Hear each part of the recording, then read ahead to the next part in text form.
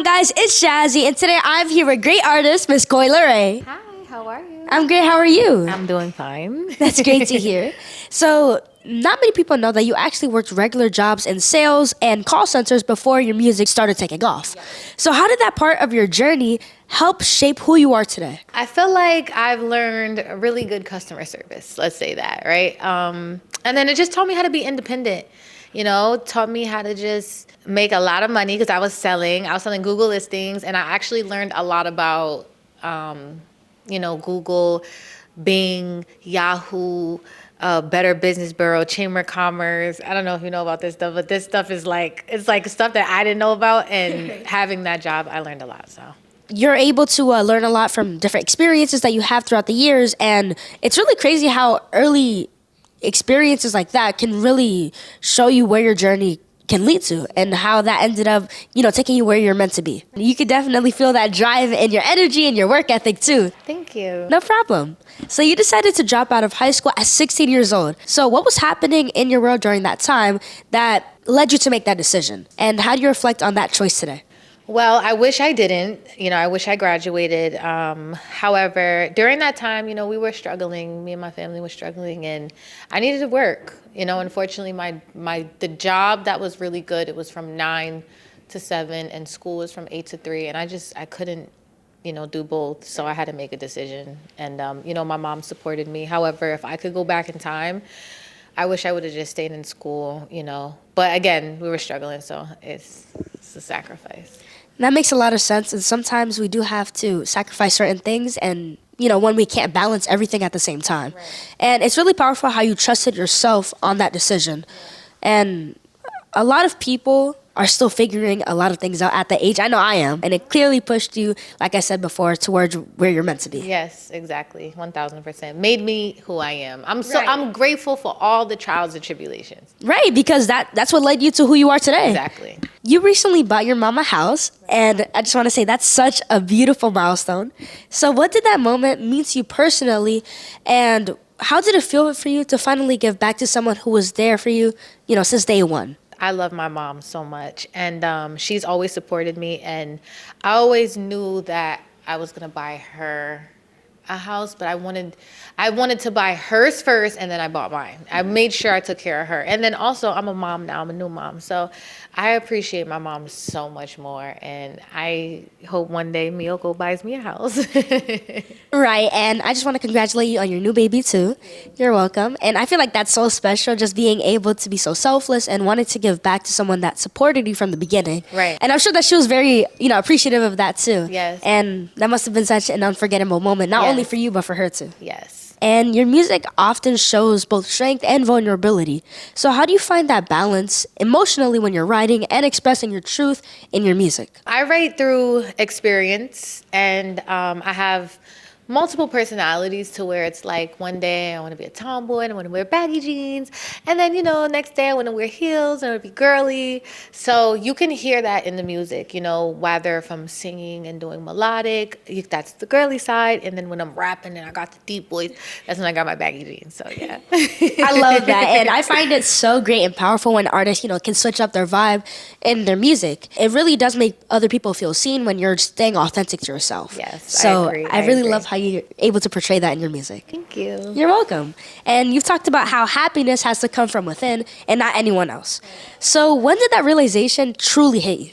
When I had my daughter, for sure. That was just the most happiest moment of my life. And that's it. Like, that's really, I can't wait to go home, and see my baby. How do you stay grounded in that truth when things around you get chaotic? Well, I think it's important to surround yourself with good people. What you pour into your mind is what you read. It's kind of like birds of a feather flock together type of thing, I feel like. I say that to say I hang around amazing people. I have amazing people in my life, great support system. And, I keep God first. And, yeah. And it's always going to be ups and downs. Like, it's not, everything's not always going to be sweet, right? Right. But as long as you keep God first and you understand that at the end of the day, no matter what, things are going to happen, but the sun is always going to shine. Because when there's rain, there's the sun. I love that. I really love that perspective. And yeah, it really just shows how happiness has to come from within yourself. And you can't rely on anyone else to bring that for you. Because if you're not happy with yourself at first, then how are you supposed to spread that love to someone else? Exactly. You know? Right. You've become a voice for so many women, you know, who are bold, unapologetic, and creative. What message do you hope young girls can take away from your journey? I mean, I want all the young girls out there to know, like, don't be afraid to push the limit, but also to have boundaries and, you know, respect and morals at the same time. I think that's always important. I have this tattoo that says, not all those who wander are lost, right? Because, you know, when I was your age, I was 16, I dropped out. And I would say it was stuff to where people would judge me, right? But I feel like I always had a good head on my shoulders. I was always like, I wanted to be a nice person. I've always was fun and outgoing, and no matter what people can judge me from the outside, I feel like the inside, you know? Right. So not all those who wander are lost is that message.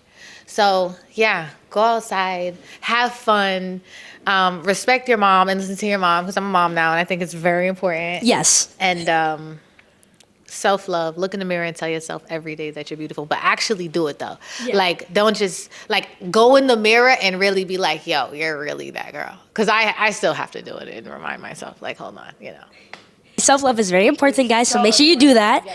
And I love that. I mean, I feel like it's amazing to see someone who actually uses their platform to not only spread awareness, but also empower other women to push their limits, like you said. And I feel like your message really resonates with a lot of people, too.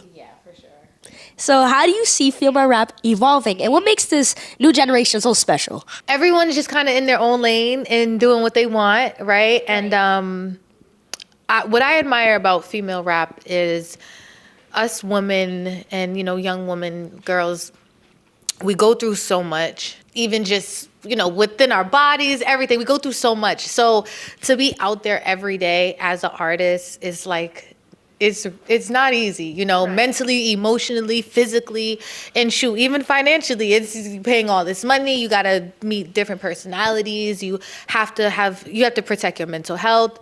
So I think, you know, I admire female rappers because we really just out there pushing the limit. We rapping, we in the studio, doing what we love, but also being able to balance out our real life. And I don't know. I just think that's like super hard and it's super impressive at the same time. It's very impressive. And you can really feel that shift happening right now. Like, there's so much creativity and individuality with the new wave. Yes. And the new generation of female artists that are coming through. So I really just love to see it. Yes.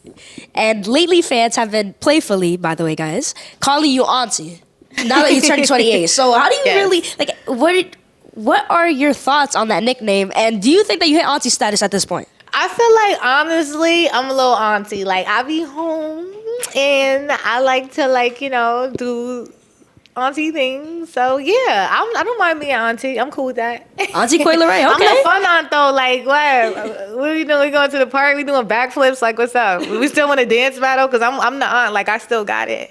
So you're the cool aunt? I'm the cool aunt. Okay. Yeah. I think everyone can agree with that. Yeah, for sure. Well, can you please share some words of motivation to everyone watching my show? Well, I just want to say, guys, make sure that you just be nice, be a good person. I think that it doesn't matter who you are and what you have. It doesn't matter how much money you got, like, nor the status. Being a good person gets you a long way. Having a good heart, keeping God first, you know, making sure that you protect your family. And I think this is very important. Call your loved ones.